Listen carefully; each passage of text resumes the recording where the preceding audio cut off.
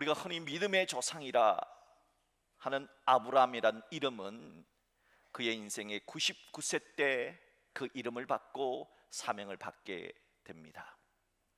그러니까 오늘 말씀은 99세 이전에 75세의 아브라함이 아니에요. 아브람이라고 하는 이름을 가졌던 그 아브람이 그의 조카 롯과 한 선택을 통해서 우리에게 주시는 반면교사의 말씀입니다. 성경에는 믿음의 영웅들을 통해서 우리들이 본받아야 하는 모범적인 사례의 말씀이 많이 나와요. 하지만 성경에는 누군가의 실수나 실패를 보고 나는 저렇게는 하지 말아야지 하는 깨닫게 하는 말씀도 나옵니다. 이걸 반면교사라고 그래요. 그러니까 반면교사란 잘못된 사례나 실패나 오류를 통해서 교훈을 얻는 그런 스승이라는 뜻입니다. 하나님은 오늘 본문에 등장하는 두 사람 아브람과 롯의 잘못된 선택을 보고 반면교사로 삼기 원하십니다. 과연 두 사람은 어떤 잘못된 선택을 했길래 하나님이 반면교사를 삼으라 하신 걸까요? 먼저 아브라함의 잘못된 선택을 통해서 우리가 반면교사로 삼을 수 있는 사건을 한번 살펴보겠습니다. 아브라함과 롯은 삼촌과 조카 사이입니다. 본래 아브라함과 롯의 아버지 하란은 할아버지 데라와 함께 3대가 갈대아 우르라는 땅에서 살았습니다. 이 갈대아 우르는 현재 튀르키예 땅에 있다는 설과 아니다, 무슨 소리냐, 이라크 땅에 있다 하는 두 가지 설이 있습니다. 여하튼 이 갈대아 우르는 달신, 여러분 무슬림의 성경은 알라, 이슬람교에 보면 달이 있잖아요. 이렇게 초성달, 이 달신을 숭배하던 도시였습니다. 여호수아 24장 2절에 의하면 본래 아브라함의 아버지 데라는 뭘 했느냐, 갈대아 우르에서 이 달신을 조각해서 파는 그런 우상 숭배자였습니다. 유대교 랍비 문헌인 미드라시라고 하는 책에서는 아브라함의 아버지 데라가 돌을 깎아서 우상을 팔아서 살았던 사람이라고 기록되어져 있습니다. 그런데 어느 날 아브라함의 동생이었던 하란이 죽게 되는 불행한 사건이 발생합니다. 창세기 11장 28절 한번 보세요. 하란은 그 아비 데라보다 먼저 고향 갈대아인의 우르에서 죽었더라. 하란이라는 동생이 먼저 죽은 겁니다. 이 하란이 누구냐? 조카 롯의 아버지지요. 그렇다면 성경에는 왜 하란이 먼저 죽었는가 하는 이유가 나오지 않아요. 그런데 고대 문서인 요벨이라고 하는 책에 보면 아브라함의 동생 하란이 왜 죽게 되는지 이유가 나옵니다. 화면을 한번 보세요. 14살이 되었을 때 글을 배운 아브라함은 아버지가 우상을 숭배하는 것을 보고 부당하다고 말을 합니다. 그래서 아버지 데라는 세상이 그런데 어쩌란 말이냐, 우리도 먹고 살아야 할 것이 아니냐고 변명을 했습니다. 계속해서 아마 아브라함은 우리 우상 숭배하면 안 됩니다, 그렇게 얘기를 했던 것 같아요. 나중에 아브라함은 아버지가 시장에 갖다 팔려고 만든 많은 우상들을 보고 나는 창고에다가 불을 지릅니다. 그때 마침 아브라함의 동생 하란이 불 속에서 불났다고 그 우상을 끄내려 하다가 불에 타서 죽고 말았다 합니다. 이 화재 사건 이후에 아브라함은 자기 때문에 동생이 죽었다고, 자기 때문에 동생 하란이 죽었다는 생각에 동생 하란의 아들이었던 조카 롯을 자신의 친아들처럼 끝까지 챙겨주게 된다는 겁니다. 이렇게 해서 아브라함은 동생이 죽는 위기를 만났지만 하나님의 말씀을 따라 우상의 도시 갈대아 우르를 떠나게 됩니다. 창세기 12장 4절의 말씀을 한번 볼까요? 이제 보면은 이에 아브라함이 여호와의 말씀을 따라갔고 롯도 그와 함께 갔으며 아브라함이 하나를 떠날 때에 75세였더라. 그러니까 하나님은 말씀에 따라 약속의 땅으로 내려왔던, 저기 보면은 지도에 보니까 갈대아 우르 땅에서부터 쭉 해서 이제 약속의 땅으로 내려오는데 하나님께서 이 아브라함 일행을 환영해 주기 위해서, 웰컴해 주기 위해서 친히 가나안 북쪽의 땅인 세겜 땅에 친히 나타나셨습니다. 그리고 아브라함에게 이렇게 말씀해 주십니다. 우리 창세기 12장 7절의 말씀 합독합니다. 여호와께서 아브라함에게 나타나 이르시되 내가 이 땅을 내 자손에게 주리라. 아브라함이 너무 감사한 거예요. 하나님이 아브라함을 환영해 주기 위해서 세겜 땅에 나타나신 것만 해도 감사한데, 하나님이 아브라함에게 내가 이 땅을, 약속의 땅을, 이 가나안을 내 자손에게 주리라 했으니 얼마나 감사했겠습니까? 이렇게 감사의 예배를 드린 후에 약속의 땅 그 중반부를 향해서 중앙으로 점점 중심부로 기쁨에 타서 이제 아브라함이 이동을 하게 되는 겁니다. 자, 그런데 문제가 발생합니다. 그 땅에 기근이 든 것입니다. 마실 물도 없고 먹을 양식도 구하기가 힘들었습니다. 분명 하나님의 말씀을 믿고 지금 약속의 땅으로 내려갔잖아요. 무엇보다 하나님께서 그런 아브라함 일행을 환영해 주셨잖아요. 그래서 세겜 땅에 나타나셔서 내가 이 땅을 너희 자손에게 주리라 약속해 주셨잖아요. 그런데 풍년이 아닌 겁니다. 풍년이어야 정상이잖아요. 풍년이 아니라 흉년, 기근이 든 겁니다. 이것이 어찌된 일일까요? 이것은 하나님께서 아브라함을 믿음의 조상에 걸맞는 사람이 되도록 단련시키기 위한 하나의 테스트였습니다. 이때 아브라함은 배고픔, 목마름이라는 그 위기 앞에서, 기근 앞에서 한 가지 선택을 합니다. 과연 아브라함은 어떤 선택을 했을까요? 약속의 땅을 떠나버립니다. 그리고 애굽을 선택합니다. 왜? 애굽에는 먹을 양식과 마실 물이 많았기 때문이지요. 과연 하나님이 약속하신 땅에 기근이 닥치자 힘들다고, 어렵다고 그것을 떠나 애굽으로 내려간 아브라함의 선택 뒤에는 어떤 일이 생기는 걸까요? 아브라함의 아내 사레는 상당한 미인이었습니다. 성경도 증거하고 있었고 수많은 이야기가 아브라함의 아내는 굉장한 미인이었습니다. 애굽에 내려가자 여러분, 모든 남자들은 미인을 알아봅니다. 아시지요? 모르셔요? 네, 죄송합니다. 모든 남자들은 정말 어떻게 사람이 저렇게 생길 수가 있을까? 이 조각 같은 아브라함 아내 사라를 보고 반하는 겁니다. 여기에 아브라함이 불안감과 위기를 느낍니다. 이러다가 저 사람들이 나를 죽이고 내 아내를 빼앗아가면 어떡하지 하는 불안감이 있었던 겁니다. 그래서 아브라함은 자신의 아내에게 이렇게 말합니다. 여보, 아무래도 당신이 너무 예뻐서 애굽 사람들이 나를 죽이고 당신을 빼앗아갈 것 같소. 그러니 이제부터 나를 오빠라 부르시오. 우리 둘이 있을 때 빼놓고는 여보란 말을 쓰면 안 됩니다. 그렇게 해서 오빠 동생이 된 거예요. 두 사람은 살기 위해서 위장을 합니다. 어느 날 애굽의 왕이 신부감을 찾고 있었습니다. 왕비감을 찾고 있었습니다. 애굽 왕 바로의 신하들 귀에 절세 미인이 기근을 피해서 애굽 땅에 들어왔다 하는 소문이 들어간 겁니다. 그래서 부랴부랴 그 애굽 왕 신하들이 찾아왔는데 처음 보는 순간, 야, 이분이다, 왕비감이다 라고 했던 겁니다. 그리고는 즉시 애굽 왕 바로에게 아브라함의 여동생이라고 불려졌던, 실제로는 아내인 사레를 소개하게 됩니다. 애굽 왕 바로도 보자마자 바로 만족하게 여깁니다. 우와, 세상에 할 정도로 그만큼 아브라함의 아내 사레는 아름다운 여인이었다 하는 겁니다.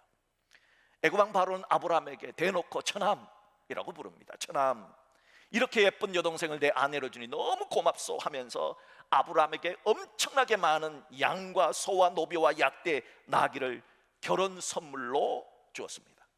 그 당시에는 결혼 지참금 제도가 있었습니다. 그래서 남자는 여자를 데려올 때 상상할 수 없을 만큼의 많은 재물을 주게 되어져 있었습니다. 자, 보통 사람도 많은 재물을 주고 데려오는데 왕이니까 얼마나 많은 재물을 아브라함에게 줬겠습니까? 그런데 아브라함이 애굽 왕에게 그 많은 재물을 받을 때 한마디도 하지 않습니다. 이 여자는 내 여자입니다. 이 여자는 내 아내입니다. 이 결혼 선물 내가 받을 수 없습니다. 안 됩니다 라는 말을 한마디 하지 않습니다. 침묵을 지킵니다. 그리고 그 많은 재산을 다 받습니다.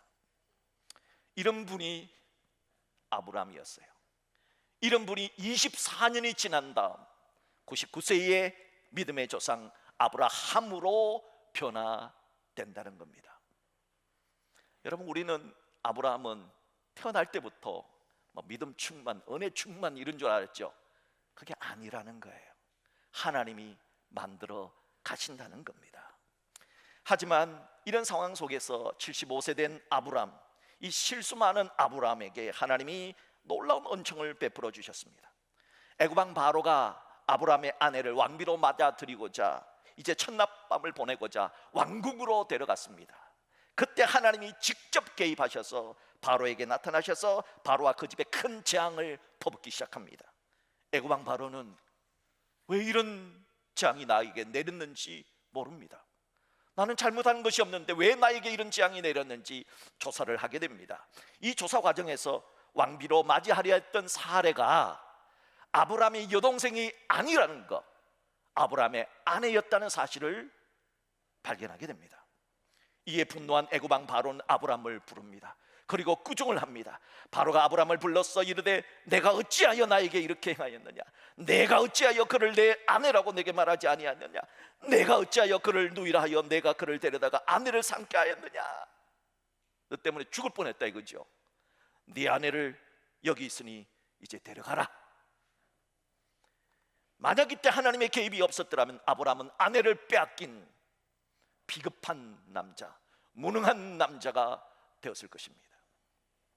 그러나 하나님의 개입으로, 하나님의 은총으로 아내도 되찾고 애굽 왕으로부터 많은 제보를 받았는데 그 많은 제보를 다 바리바리 챙겨서 애굽을 벗어나서 다시는 애굽으로 돌아오지 아니하리라 그렇게 말하면서 다짐하면서 약속의 땅 가나안을 향한 여정에 오르게 된 겁니다. 사랑하는 성도 여러분, 우리들은 아브라함의 애굽행 선택을 통해 반면교사를 삼을 수 있습니다. 하나님의 말씀을 벗어난 선택은 아무리 이성적이고 합리적 선택이라 할지라도 그 선택은 아픔을 주게 된다는 사실입니다. 만약 아브라함이 약속하신 그 땅을 벗어나지 않았다면, 그 땅에 기근이 있다 할지라도 하나님께서 능히 기근을 막아주시고 피할 길을 주지 않았을까요? 만약 계속해서 힘들고 어려워도 아브라함이 그 기근이 닥친 약속의 땅에 그대로 있었더라면 아마 선지자 엘리야에게 하신 것처럼 까마귀를 보내서 먹을 것, 마실 것을 제공해 주셨을 것이라 저는 생각합니다. 이 사건 이후에 아브라함은 애굽의 실수를 반면교사 삼았습니다. 그래서 오늘 본문인 창세기 13장에 오면 아주 다른 선택을 하는 사람으로 변화됩니다.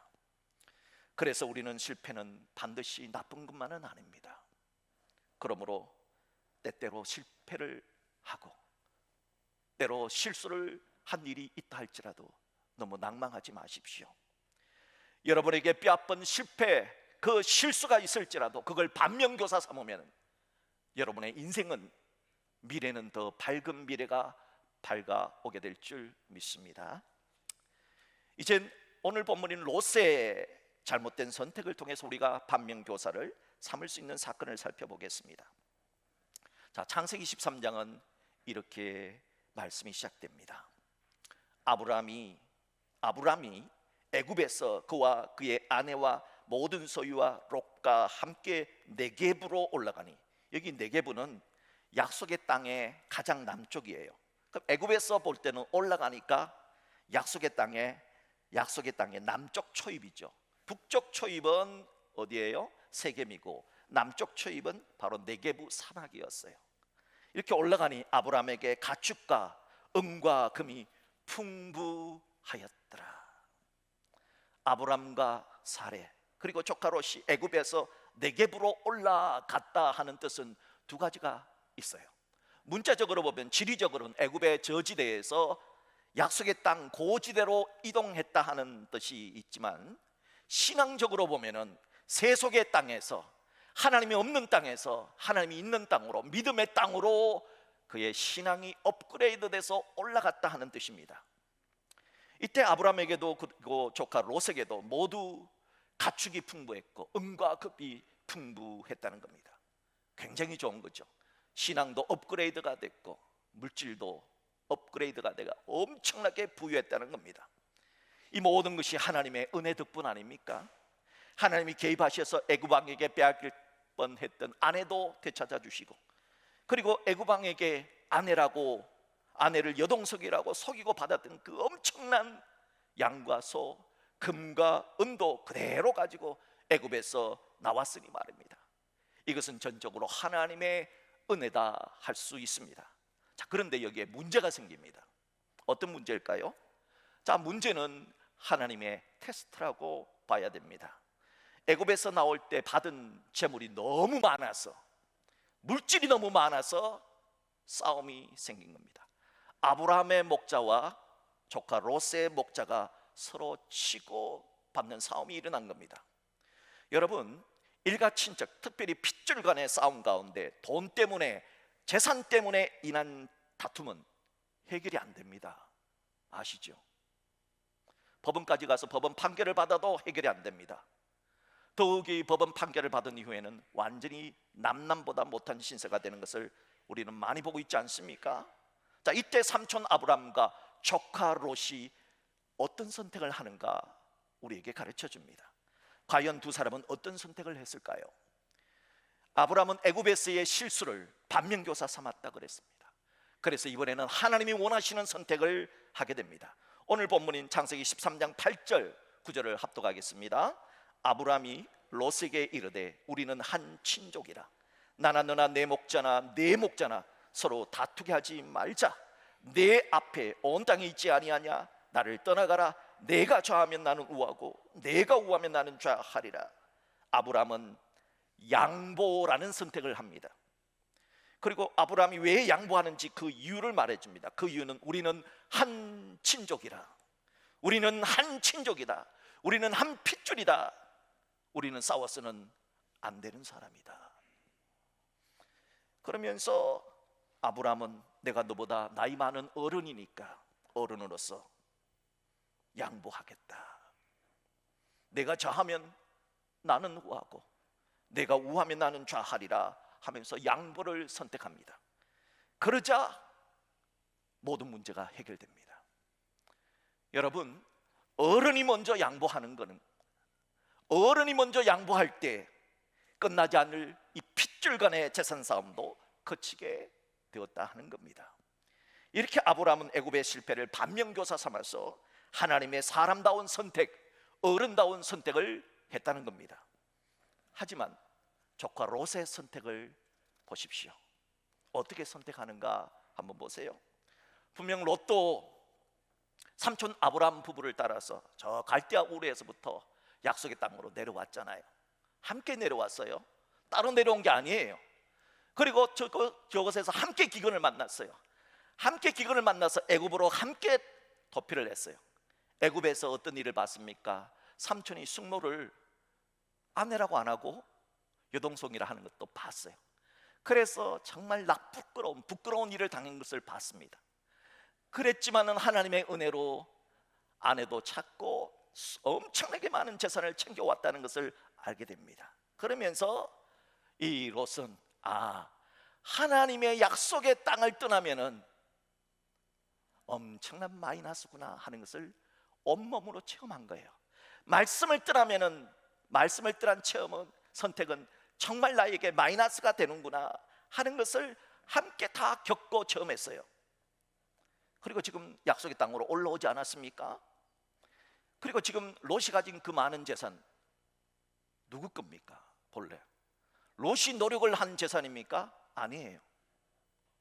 삼촌이 그 자신의 아내를 여동생이라고 속여가면서 어떻게 보면 사기잖아요. 결혼 사기잖아요, 그죠? 결혼 사기를 통해 가지고 얻은 그 재산, 부끄러운 재산을 나눠준 거 아닙니까? 그러면 자기가 노력해서 번 재산이 아니잖아요. 그러면은 삼촌이 그렇게 양보를 하면 어떻게 해야 됩니까? 상식 수준에서 삼촌, 삼촌이 먼저 그러지 말고 제가 잘못했어요. 제가 뭐 이렇게 할게요, 뭐 이렇게 대부분 신용이라도 하잖아요. 그런데 결코 그렇게 하지 않습니다. 자, 이때 조카 롯이 재산상의 싸움이 났을 때 선택한 모습을 한번 보세요. 하나님이 원하시는 선택이 아닙니다. 자, 그렇다면 롯이 하나님이 원하지 않는 선택, 요단을 선택하는데요, 요단은 바로 소돔과 고모라 성을 선택하는 겁니다. 창세기 13장 10절 11절, 왜 롯이 이런 선택을 했는가 이유가 나와요. 우리 같이 한번 합독할까요? 이에 롯이 눈을 들어 요단 지역을 바라본 적 소알까지 온 땅에 물이 넉넉하니 여호와께서 소돔과 고모라를 멸하시기 전이었으므로 여호와의 동상 같고 애굽 땅과 같았더라. 그러므로 롯이 요단 온 지역을 택하고 동으로 옮기니 그들이 서로 떠난지라. 우리들이 아브라함을 통해서 살펴봤듯이 하나님이 약속하신 땅을 떠나면은 손해라는 것을 롯도 분명히 알고 있었습니다. 그런데 롯은 애굽 땅과 같은 요단을 선택한 겁니다. 이유는 온 땅에 물이 넉넉하니였습니다. 물이 넉넉하다는 말은 자신의 재산인 가축대들이 먹을 풀이 많이 잘 자랄 수 있다 하는 합리적 생각을 했던 거지요. 자, 그런데 분명 10절 하반절을 자세히 보시면 독소 조항이 하나 나타나요. 10절에 애굽 땅과 같았더라. 애굽 땅과 같았더라. 왜 성경은 애굽 땅과 같았더라는 말을 삽입을 해 놓았을까요? 여러분, 애굽 땅은 아브라함이 볼 때는 애굽 땅은 자신을 실패하게 했던, 아내를 빼앗길 뻔하게 했던 부끄러움의 상징이요, 정말 수치스러움이 떠오르는 땅입니다. 애굽을 향해서는 정말 돌아다 보고 싶지도 않는 땅이었습니다. 자, 그런데 조카 롯은 그런 땅을 선택했다는 겁니다. 왜요?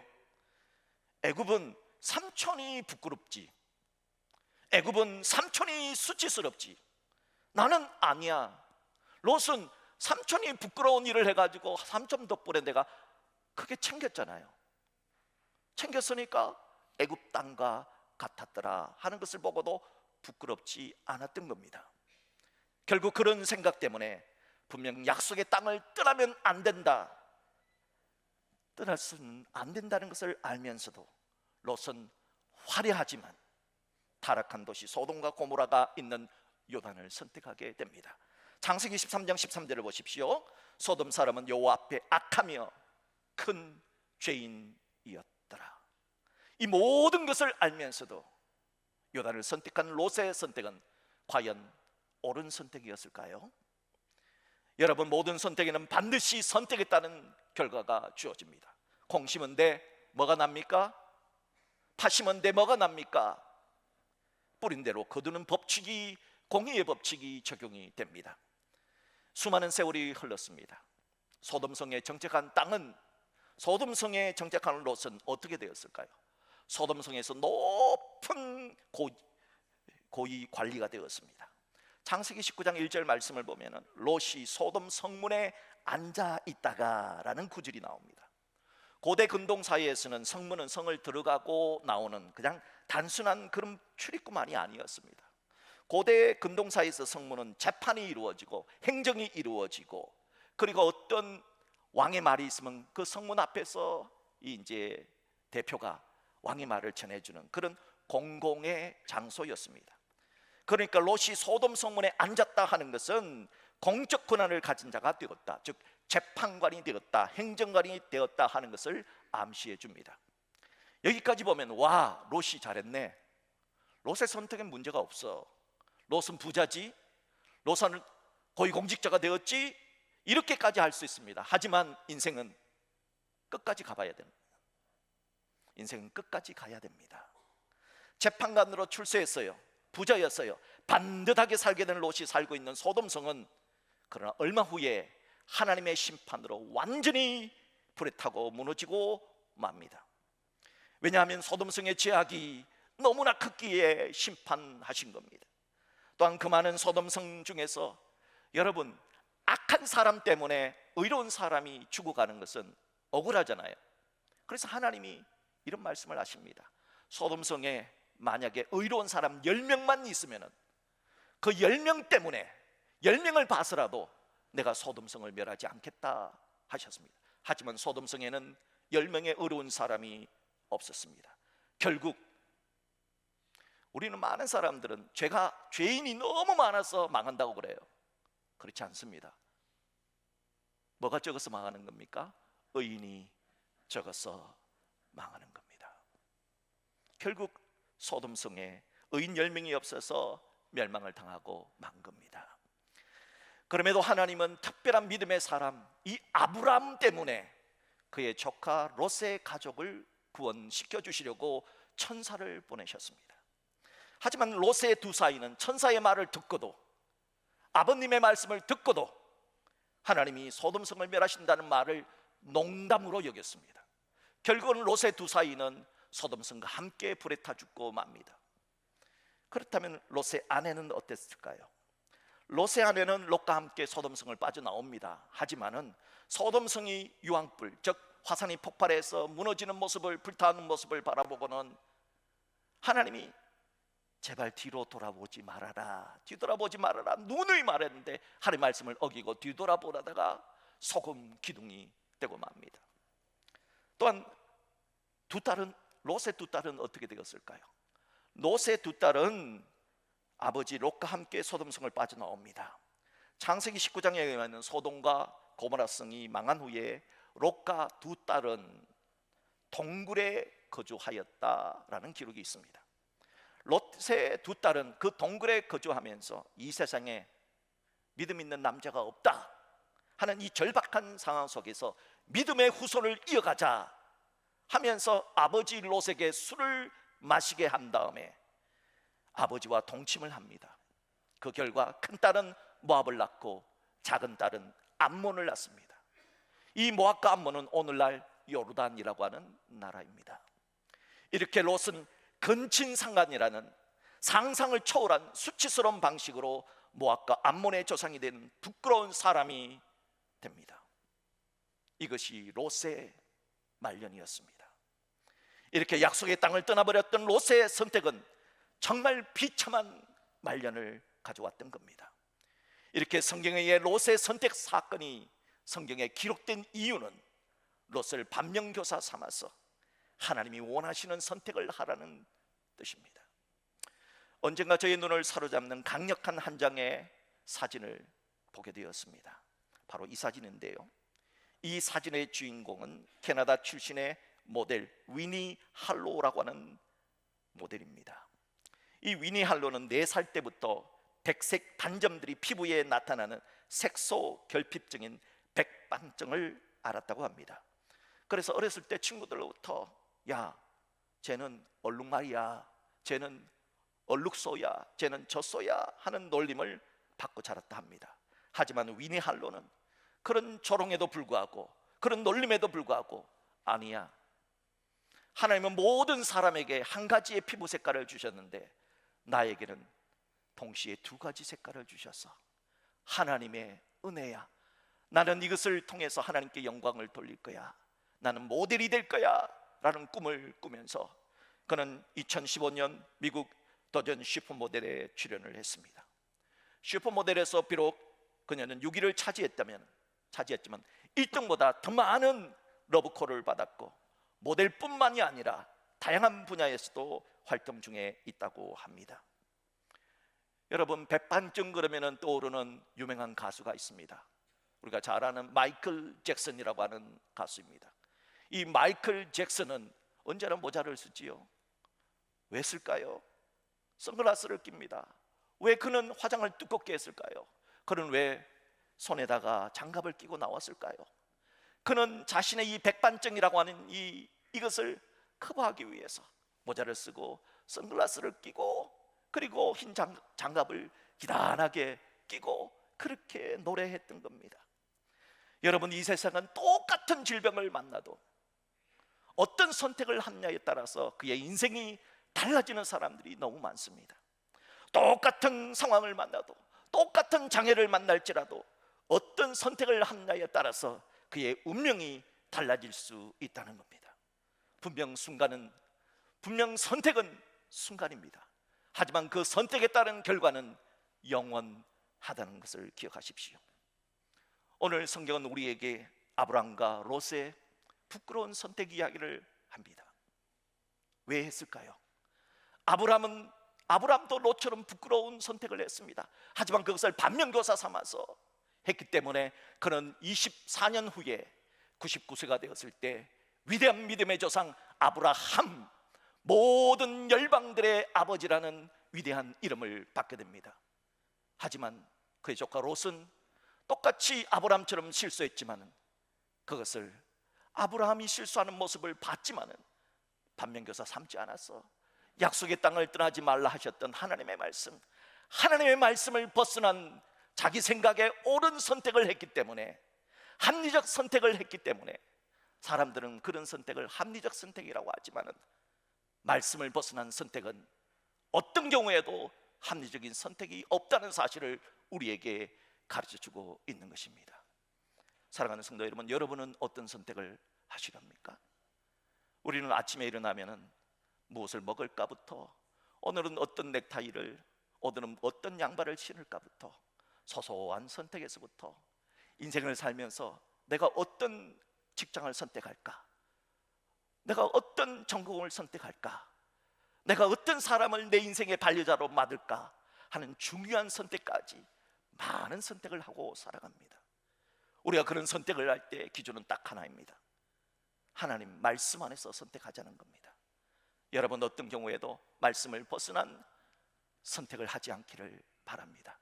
그리하여서 여러분의 하나님 안에서, 말씀 안에서 선택하여 여러분 오늘 하나님께서 들려주신 아브람과 롯의 선택을 통한 반면교사로 우리의 삶이 지금보다 미래가 더 밝아지고 아름다워질 수 있기를 주님의 이름으로 축복합니다.